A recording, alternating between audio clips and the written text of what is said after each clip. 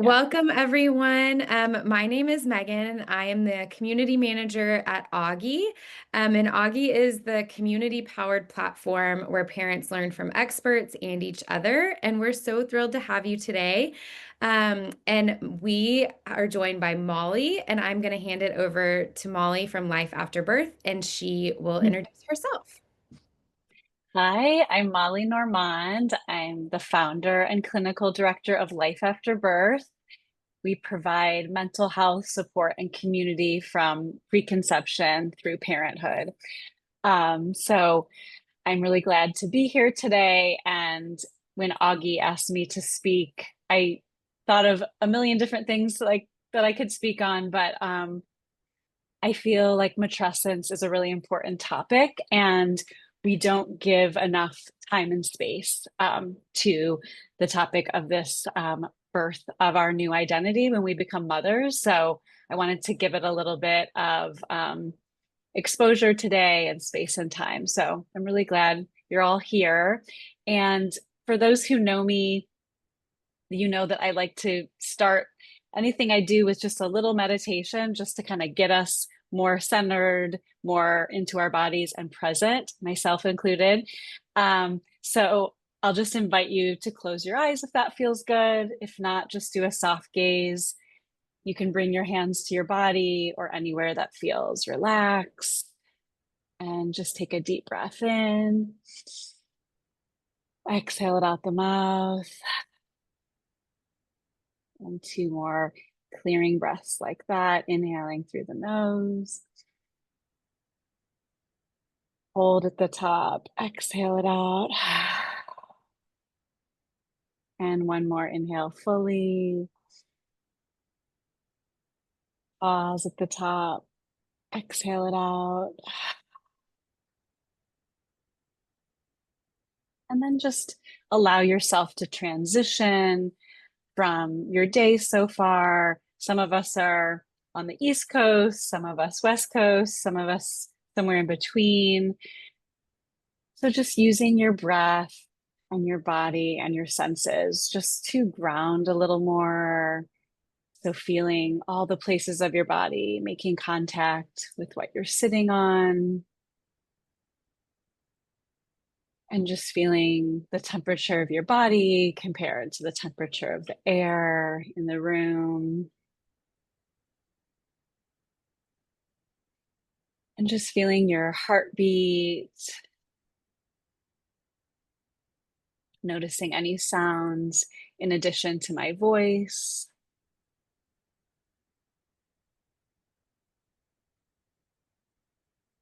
And take a moment to thank yourself for carving out a little sliver in your day just to take in some information, maybe share part of your experience, ask questions, and connect with fellow mothers and or mothers to be. And to that point, just kind of check in with yourself where you're at on your journey. As I mentioned, I work with those trying to conceive all through the parenthood journey. So I'm imagining you're here because you are an aspiring, expectant, or new parent, or maybe a seasoned parent who just, you know, thought that this topic was something that piques your interest. So wherever you are in your journey, just kind of pausing there. And in the light of this topic of matrescence, the birth of a new identity. And before we come out of this meditation, I'm going to share a quote with you. And I will share some quotes throughout what I've prepared to speak about today, because I think quotes and poetry can really land in a different way than facts or any other kind of language. So the quote says, "In 9 whole months, not one person said, 'You're about to meet someone entirely new, and it's not your baby, it's going to be you.'" So just seeing how that feels, how that lands viscerally. For me, I notice I get some chills.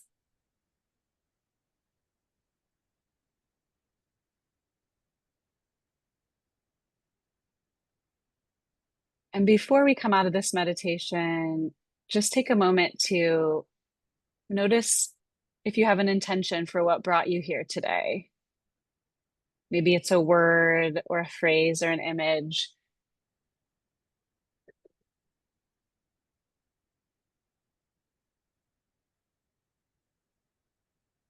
Maybe nothing specific comes to mind, and that's okay. Just stay open to whatever it is that might called you into this topic today. And take another breath in, another breath out. And if your eyes are closed, begin to blink them open and just orient yourself back into your space. Ah, all right. I know that always kind of helps shift things as a speaker and as a listener too. So we'll dive right into the topic. So I'm just going to read a little bit and talk a little bit, and feel free to put comments or questions in the chat, and then I will leave some time at the end to have a more of a discussion or a Q&A. So let me just grab my document.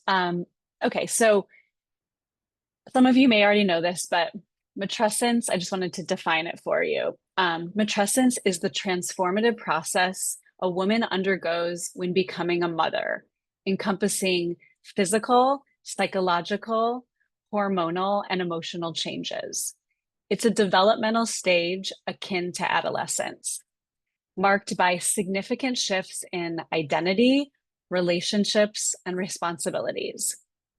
The term itself was coined by anthropologist Dana Raphael in the 1970s, and it highlights this profound impact of motherhood on a woman's sense of self. And I also wanted to say I will use the word woman, but wanted to be inclusive for those who have a different way of identifying if birthing person feels more applicable to you, but I will use the word mother mostly.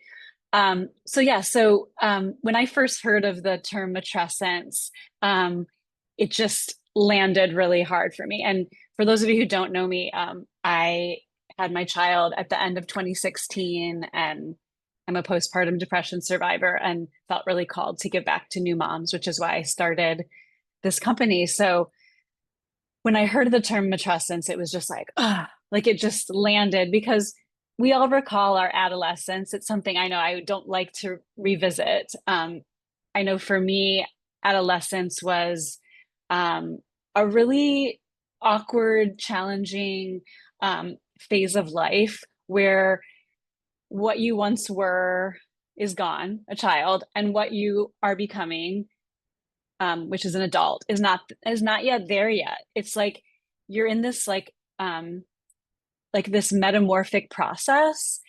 And one of the analogies that I like to use, without sounding too tired or cliche, and I'll make it more nuanced, but the metamorphosis of like the caterpillar to butterfly, right?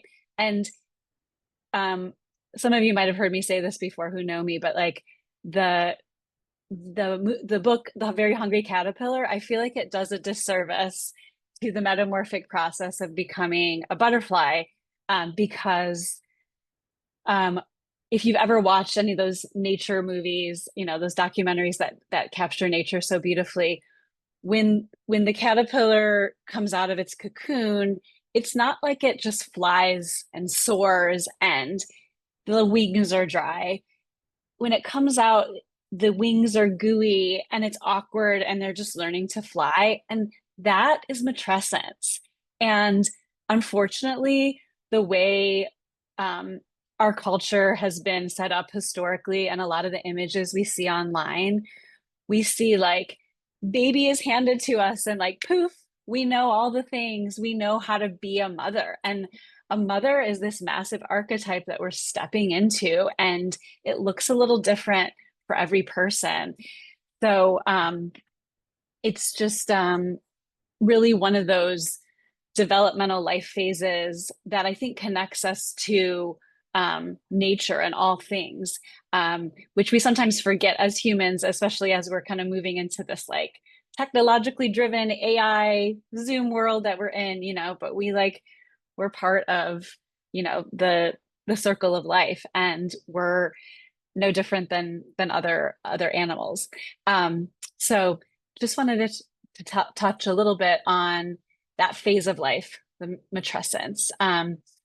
And there we go. Okay, so I just wanted to give a quick overview of the talk today. So we're gonna talk a little bit about hormonal changes, brain changes, and kind of your relationship to work and your partner and yourself. That's just kind of a little overview. So I'm going to read another quote. It's by Lucy Jones. Some of you might have read her book is called Matrescence.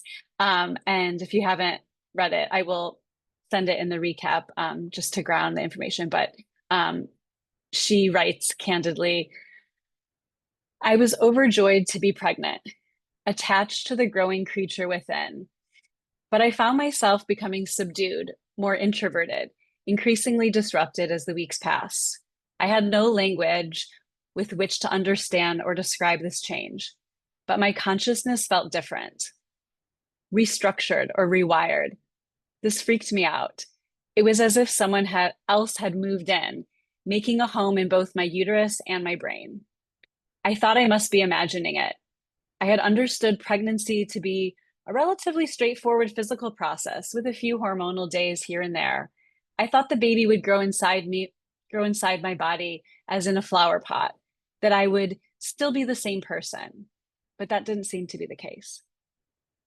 Chills. Oh, I love quotes. So I'm gonna give a brief overview of the hormonal shifts. And I think it's just kind of helpful to kind of know what we're going through, which informs this matrescence that we go through when we become mothers. So pregnancy brings about a profound hormonal shift. Your body essentially re-engineers its entire endocrine system to support the growing baby and prepare for birth and lactation. So in short, in early pregnancy, the HCG dominates, and this is the hormone present in pregnancy tests. Mid-pregnancy, progesterone and estrogen take over. HPL shifts our metabolism. And then in late pregnancy, we have rising oxytocin, relaxin, and the body starts to get primed for labor. So I'm not going to go into a whole scientific, definition of each little thing, but just kind of wanted to give some broad strokes of pregnancy. And I'm going to go a little more deeper into afterbirth, since that's what we're talking about. So after birth, estrogen and progesterone levels drop rapidly, especially the first few days, which can unsurprisingly affect mood, energy, physical well-being. So I'm sure you've all heard of the baby blues. Maybe you experienced it if you already have a child or children, because up to 80% of women experience the baby blues, which is a change in mood marked by increased sadness and crying within those first 2 weeks after delivery.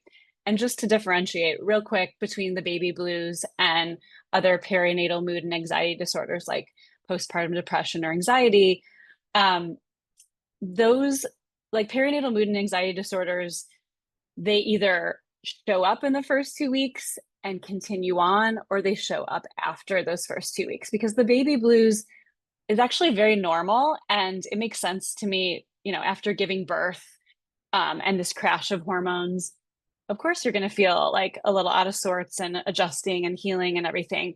But it's when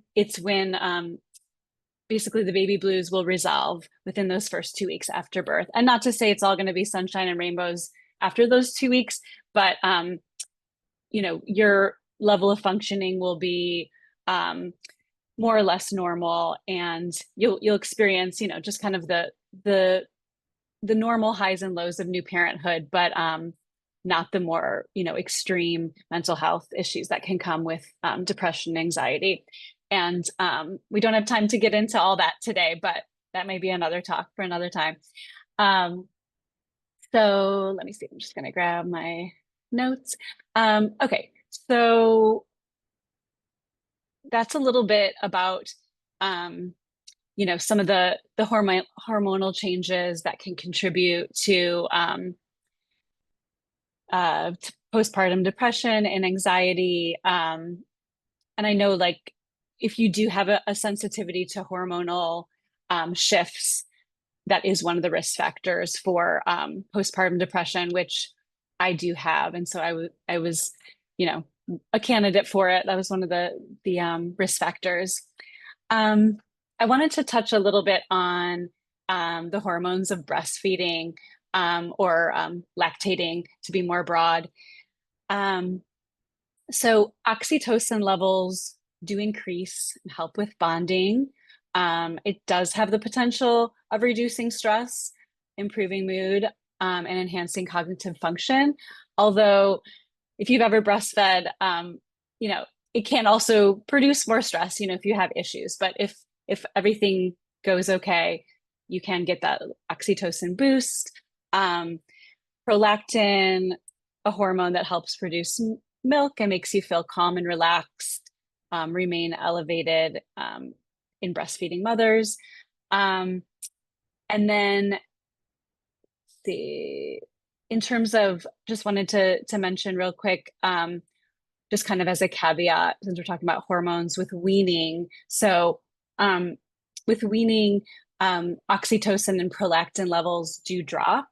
And estrogen levels tend to be lower during breastfeeding, and they may fluctuate after weaning. And I always say to my clients, when you are preparing for weaning, just to do it slowly, like you would if you were going off an SSRI or any other type of medication. You wouldn't want to do it cold turkey. So it is best to work with a lactation consultant and make a plan, or if you do have mental health challenges, to work with your psychiatrist and or therapist, just to kind of prepare and try to mitigate, because sometimes with weaning there can be mood changes, and that drop of oxytocin can feel like a cliff. So I did want to just tie in one thing else on hormones before we move on to some of the other relationship changes that can happen in matrescence. But I do want to mention perimenopause, because I feel like it's having a moment, or maybe because I'm starting perimenopause, it's just showing up in my feed, and all my friends are kind of in it. And so, but I did want to mention it because I wanted to make a connection that perimenopause, it's when women's ovaries gradually produce less estrogen and progesterone. So if we harken back to after birth, there's that steep decrease of estrogen and progesterone. So you can see how it can affect your mood. And I'm not going to go into a whole talk today, but just wanted to kind of point that out, and also, just to define it. So menopause is defined as 12 consecutive months without a menstrual period. So perimenopause is usually the 10 or so years leading up to that. So it can begin as early as mid 30s and last into the early 50s, but it's a range. And we are having kids later. So not all of us, but a lot of people are having kids later. So sometimes there is that Venn diagram of becoming a mother and beginning perimenopause. So you can see how, this hormonal mixture just intensifies. So I will definitely include some resources in the recap for support with that hormonal transition, if any of you are in perimenopause or going to be there, in the near future. Okay, so I wanna shift gears to another point of my talk, but just wanted to pause for a sec in case there's any questions or comments. Gonna pause. I will leave time at the end too, but just wanted to make sure. Okay, cool. I know I'm throwing a lot of info at you. Okay, so I'm going to read another quote from one of my favorite, I guess, therapists, writers, Esther Perel. She says, having a baby is a psychological revolution that changes your relationship to self, your body, your partner, your work, and to the world. So this is really, I think, encapsulates matrescence and can really make us feel seen as we're going through the transition into becoming a mother. I wanted to talk a little bit about the brain changes that happen. So there's an MD named Alexander Sachs, and I believe she was the first person who I heard the word matrescence from. And I think her advice was just keep having conversations about it. The more we make it kind of a household term, the way we all know adolescence, the better. So I'm, trying to do that here today. So she wrote some really great articles for the New York Times. And what I love that she wrote this article. It was called Reframing Mommy Brain, because I feel like the term mommy brain, it kind of dumbs down this complete rewiring of your brain when you become a parent. And so I'm just going to read a little bit about what she wrote, because I think it's very important. So she says, there's no convincing scientific evidence that pregnancy causes an overall decline in cognitive performance or memory. Instead, most experts believe that pregnant women's brain changes are an example of neuroplasticity, which is the process in which the brain changes throughout life by reorganizing connections in response to the stimulation of new experiences. There was a 2016 study in Nature Neuroscience that found that even 2 years after pregnancy, women had gray matter brain changes in regions that involve social cognition or the ability to empathically understand what's going in the mind of another person.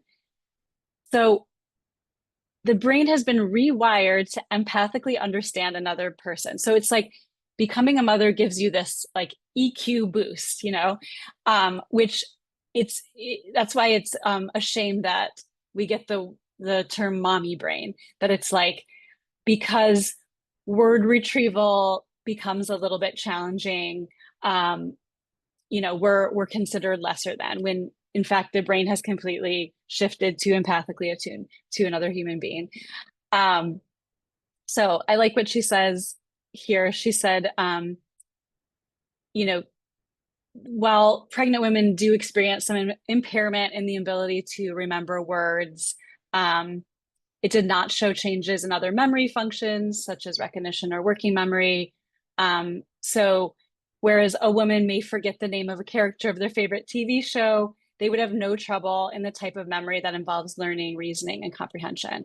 So I love that, because I feel like, returning to work after birth, which there's a beautiful book called The Fifth Trimester by Lauren Brody, which I recommend a lot to my group members and clients. There's a lot of trepidation around fear of returning to work, because it's like, oh God, my brain's so different, and am I going to be, am I going to be respected in the workplace? Am I going to be able to perform?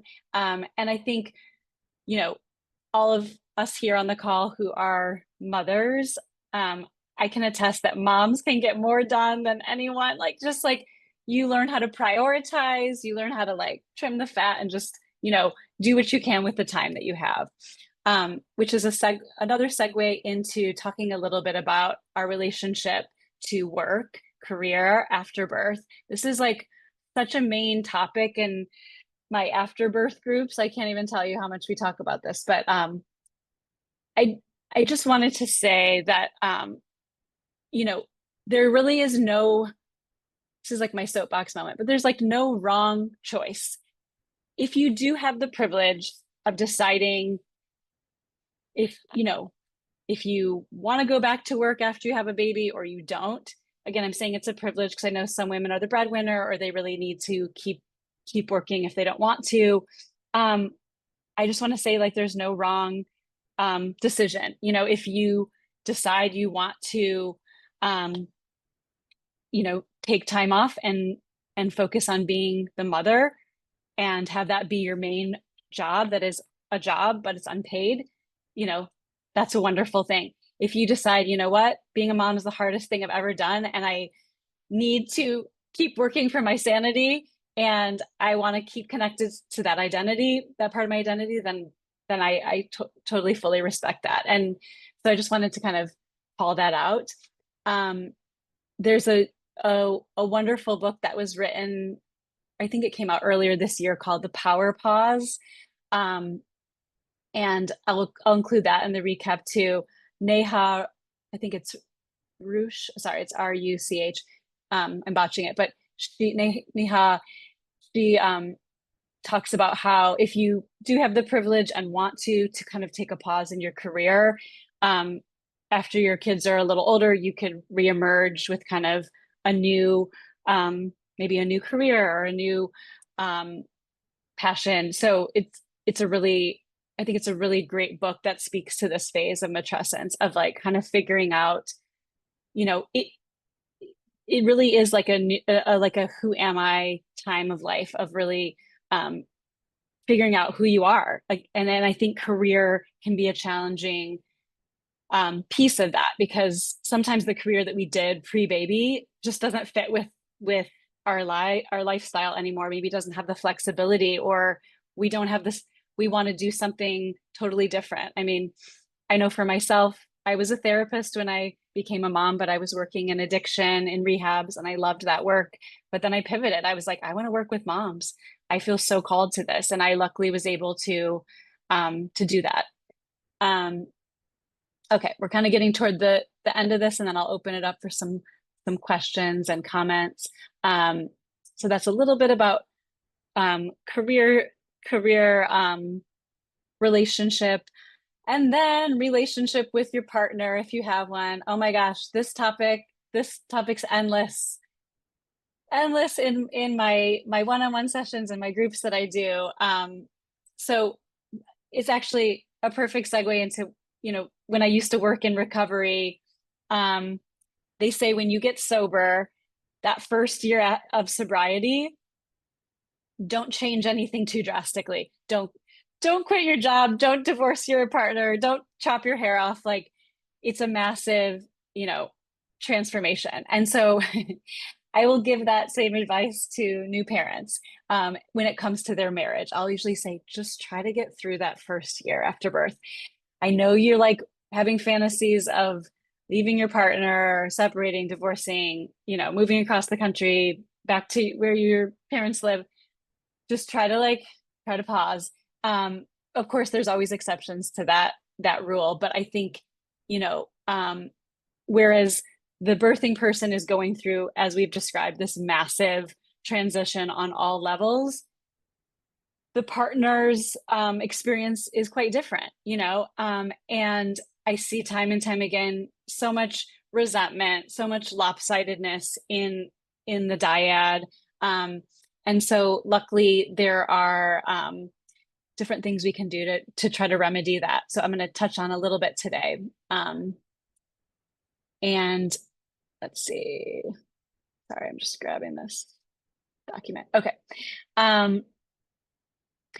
So I will say there is a grieving, there is kind of an identity shift as a couple after you have a baby. You're used to, just a lot of freedom and a lot of time together. And it's just massively different when you have another human to take care of. And I will say the best system that I found to kind of help inform this massive shift in the relationship is the system and book called Fair Play. And it's all about creating domestic rebalance within a partnership. And if you're not familiar with it, I highly recommend you checking it out. I really think it can it can help the everyone's time being valued equally and try to help divvy up tasks so it's not just as the author Eve Rotsky calls it, the she fault, just the primary parent kind of taking on all the mental load and all the emotional labor of being a parent.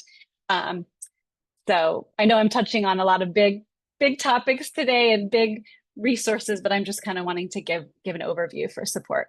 Um, I do see a question here. I'm gonna read it real quick. So this person said, I'm 9 months postpartum. I'm still struggling with mommy brain. So I Googled it if it had something to do with lactation and was surprised to read that breastfeeding actually improves cognitive ability, but that did not resonate with my experience at all. When do these cognitive benefits of breastfeeding happen? Or is this a real thing? That's a good question. I think, like I kind of mentioned with some of the hormones involved in breastfeeding, it's like, sure, oxytocin can help, relax and bond, but it's not like going to completely protect from stress, And so I think reading that breastfeeding can improve cognitive ability, it doesn't, I don't think it's like, I'm not a lactation consultant, but I would imagine it's not like a silver bullet, kind of thing of like overall, or not silver bullet, but just kind of an overall arching, like general thing, like, yes, if you breastfeed, you will experience cognitive, boost. So, yeah, so I think there's so many things going on in that first year after birth that if you're still feeling that kind of fog of mommy brain, I feel like it's so normal. Um, and we can always continue the dialogue after if you want a little more support on that. So, okay. And then I will, what else? I'm just going to wrap up what I was talking about with relationship to partner. Um, I guess just the last thing I would say is just to know that you're not alone in this, the challenges you might feel with your partner after birth, and um, that sex postpartum will look different. And it's really important to take time to, as you discover this new identity of who you are as a mother, to be able to rediscover your relationship to your body and your sexuality, which sometimes feels like so low on the hierarchy of needs, especially if you're lactating and you're like still recovering. But I do think it can help for you to rediscover your own body and what feels good. Often before you're able to really engage with your partner sexually. So I just wanted to kind of normalize how hard that is. And, if you do need support with that, obviously I'm a big proponent of therapy. And I think sometimes a couples therapist can really help have that protected time to talk about these transitions and to create kind of a plan for how to find each other again, especially if you're becoming this new person. It's like you have to kind of um, or not reacquaint, but you have to kind of meet your partner as this new person, not only sexually but emotionally, and how you are in the world as well. So um, I'm just going to pause here for a second. Oh, Sarah Peck saves the day. I didn't want to put you on the spot, Sarah. If you just wanted to be a participant today, but I love that you chimed in. Sarah is a lactation consultant, and she's someone I refer to all the time because she can really hold the space for the emotional part of breastfeeding, which I think some lactation consultants are more clinical, but she really understands the emotional piece. So she said, it's kind of like breastfeeding and weight loss. It happens for some and not for others because the effects of hormones are very subjective depending on each individual body. Love that. Thank you, Sarah. Um, and then Val said, after the birth of my first baby, I had a total shift in career identity. I also felt deeply called to help moms and birthing people. What are ways I can help fellow mothers and birthing people through matrescence and new motherhood? I'm currently a doula looking to further help my community. Oh, I love that, Val. Yes, you're not alone in that like total shift in a career identity. I know, as I said, it birthed a whole new career path for me, which is such a beautiful thing. Um, I would say, you know, you could, I don't know where you're located, but, and we can also connect offline afterwards. I'm happy to share more ideas with you, but um, maybe if you are a doula, maybe starting like a group for new moms in your area to support with matrescence or breastfeeding or whatever your kind of specialty is as a doula. I know some doulas are really into food, others more lactation. I think there are organizations that you could volunteer with or get more education from to kind of help show up in your community. But I love that, Val. It's a beautiful thing. I'm happy to share more with you. And then Sarah said also everything Molly said. Yeah, I tried to answer it from a like I'm not a lactation consultant, but kind of what I educated response. Um, and then Auggie said, or sorry, Auggie, Megan, aka Auggie. I read like Auggie. Megan said, Val, email me too. Yes. So okay, I know we're kind of getting to the end of the 45 minutes. I want to be mindful of time. And yes, I'm gonna pause with kind of the lecture portion. There's always more I could say, but sometimes I like to pause and I love these questions and comments. So I'm just gonna see if anyone has any more questions or comments or wants me to expound on any of the topics I talked about or resources I talked about. There are, luckily, I mean, my daughter is almost 9. I feel like in the past decade, there's been, and maybe also because I'm just so steeped in this work, but I just feel like there's been so much written about matrescence and so many beautiful resources and so many wonderful platforms, including Auggie. And, you know, I started Life After Birth in 2017, but like I'm still just as passionate about this transition into parenthood as I was 8 years ago when I started it. And I just feel like the topic is still so alive for me, even though I'm not, freshly postpartum. I just feel like it's just such a enlivening topic, just kind of even, just talking about all the hormones and all the brain changes and all the life changes. Like, I don't know, it's just so interesting to me. So I still nerd out on it. And Sarah asked, as a therapist, how do you advise on social media management with your clients struggling with compare and despair? Oh, such a great question, Sarah. Yeah, I mean, I really feel for teenagers who are on social media because when I was a teen, if I would have seen my friends hanging out without me or like different things happening, like talk about adolescence, all the brain changes and the awkwardness I was going through, seeing that, oh, it's so hard. And I feel like kind of in keeping with the topic today, like we are like in this metamorphic stage, just similar to adolescence. Yes, we have a um, fully, our brain is fully grown. Our brain is like, um, I can't think of the word, but here we go. Word retrieval here in real time. I think you know what I'm saying.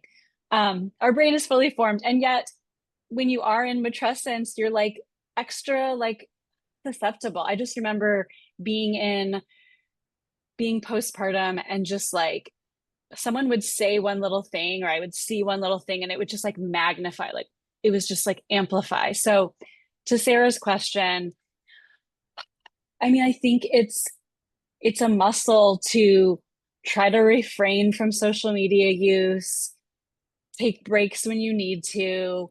Um, I would also add, you know, to hide people that you love, but maybe you're feeling triggered by their content, to only follow, like public accounts that feel inspiring and supportive. I think those of you who know me from the groups that I run, um, I'm never going to be extreme and say never or always. I'm never going to say you must sleep train or you must only co-sleep. Like there's so much nuance and grayness in new motherhood. And I feel like online, everything gets so black or white and like exacerbated. Like you must do this. If you do this, you're a bad parent. If you do this, you're a good parent. And so I would just say kind of notice how your social media makes you feel. And if it starts to make you feel constricted and lesser than and questioning your intuition, like that's a good sign to try to take breaks from it or mute or unfollow certain things that aren't feeling good.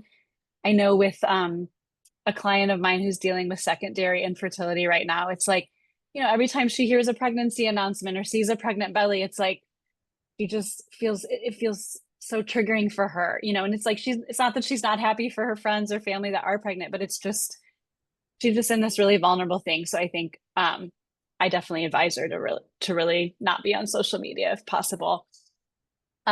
Nicole said, thank you for drawing the comparison between puberty, hormonal changes, matrescence, and perimenopause. I went into peri right after the birth of my second child, and I'm so relieved that we're talking about all of this now. Oh, great, Nicole. Yeah, thanks for saying that. And I imagine that must have been intense to go into perimenopause right when you're in like the postpartum period with your second. It's like a lot of hormonal changes at once. But luckily, yes, we are thankful. I'm so thankful for, I guess, pros and cons to everything.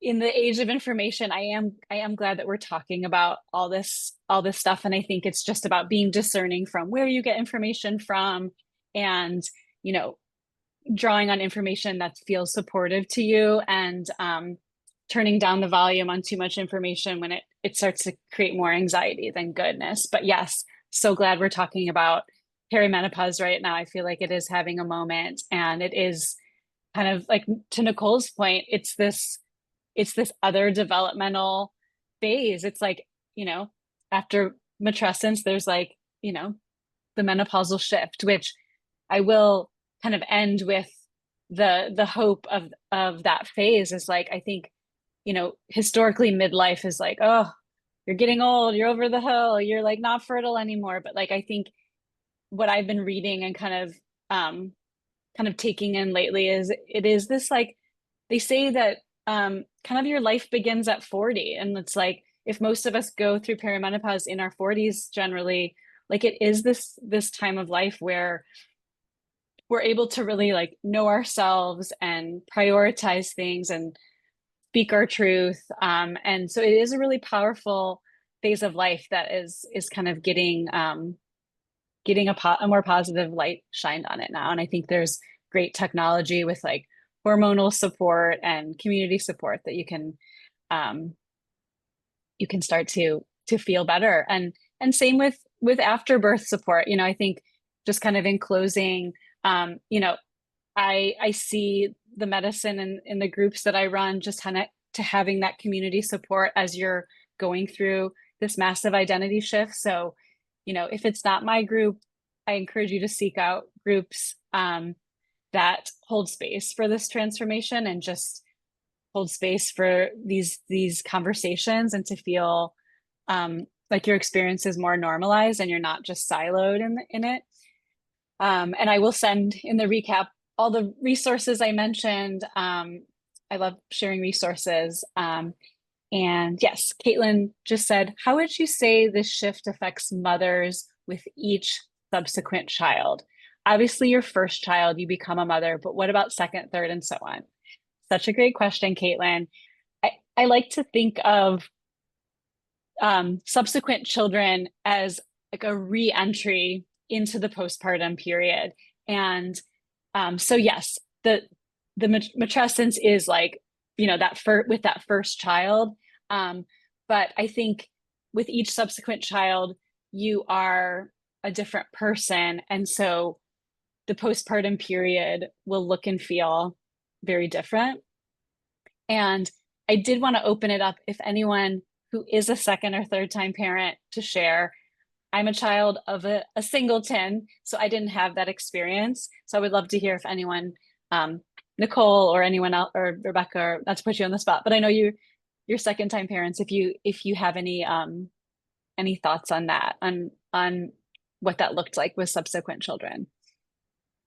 I will say with my clients who have more than one child, I often hear that they've had more of a corrective experience with the second child. They feel like the first child was really challenging for them, but the second child they were able to be a little more present, a little more sophomoric. So, but yes, that's kind of what I've heard. But yeah, Nicole, I see your face. If you wanna share. Hi, Molly. Thank you so much for this. And thank you to Auggie Events for hosting it, because it really is just, I can't believe that this term was created in the 70s and I didn't know it in, 2016 when I had Oh my, wow, you know, like yeah. that's around the time I learned about it. But yeah, it's a whole phase of life. It's a whole emergence of a new part of yourself. So to answer the question as best as I'm able, I have two and they were born close together, a year and a half apart, and we did not think we could or would have a second. So so that was a birth of abilities that I did not think I had, and all the time. I mean, I'm sure everybody probably feels that way, that our kids are teaching us every day. And yeah, so I did not think that I could do that. And they're such different people. And but I want to treat them equally. I don't want them to feel like they have that either is a favorite, so it's this constant, working to balance, like maybe in tree pose, you're in yoga, you're always swaying and trying to find the balance. Um, so I'm trying to connect it to the matrescence. But yeah, I guess we all are constantly pulling out of ourselves maybe strengths that we didn't know we had. And also, of course, stumbling and falling and apologizing along the way. Oh, you're Oh, you I just did a 2020 faux pas. Sorry. I just like beautifully said, Nicole. Yeah. And I imagine each child's so different. They call forth different parts of you to grow and emerge. And yes, love that. And I see another comment. Yes, we can do vows and then probably out of time. Out of time. Okay. Before I do vows really quick, I did want to say a friend of mine who has two kids, she said something to me one time that always stuck with me. She said, when I had my first daughter, it was a crisis of identity. And with my second daughter, it was a crisis of time. So I thought that was interesting. It's just like my friends who have like multiple children, I'm always like, oh my God, your brain must have so many tabs open. Um, so yes, I want to hear Val's, and then we'll close just to honor everyone's time. So Val said, I'm 4 months postpartum with my second, and I'm definitely a different person than after my first. My first child was definitely more challenging, but helped crack me wide open to all the love and beauty and strength I ever knew I had. Wow. My pregnancy, birth, and postpartum has been much better this time because I invested in my care differently. So my second baby definitely met a more calm me, at least with way more resources. But with each birth, I am reborn again as well. Wow, so profound. I have chills. With each rebirth, I'm reborn again as well. Wow, makes me a Great. little teary. Yeah, that's so beautiful. Oh, oh my gosh. Well, I mean, we just scratched the surface. Like, there's so much here in this topic, which is why in my groups we talk about matrescence constantly in different ways, shapes, and forms, like because there's so much here, and it's not just like, you snap your fingers, like I said, you're caterpillar butterfly. It's like you're in the goo for a while, you know. So let me just see. There was one last quote I may want to read if I can find it. If not, I'll just send it to y'all later. Let's see. Okay. Oh, just there's so many good quotes, but I'll close with one last quote. Before I do that, Megan just wanted to honor too how if there's something at the end we want to say or save. Oh, just wanted to say that we're so grateful that everyone was here, and would love to continue this conversation in the Auggie app if you like as well. But Molly, we really appreciate your presence and just making this space feel thoughtful, safe, and warm. And anyone can email me. I dropped my email in the chat if anybody has any questions, and then Molly will be in touch with you guys as well.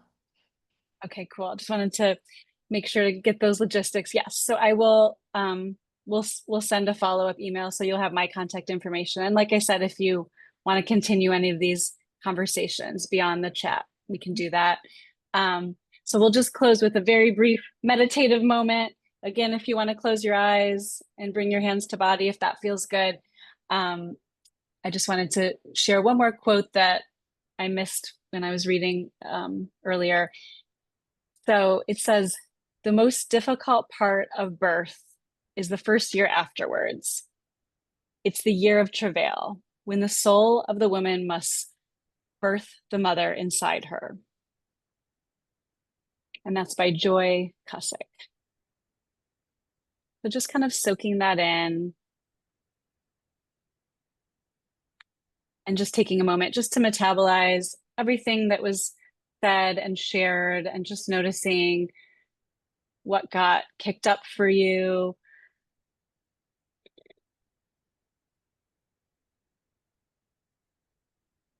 And really just kind of taking from this discussion anything that served you, leaving behind anything you want to leave behind. And take another breath in, breath out. Your eyes are closed, blink them open. Oh my gosh. Well, it was so nice to have you all here today.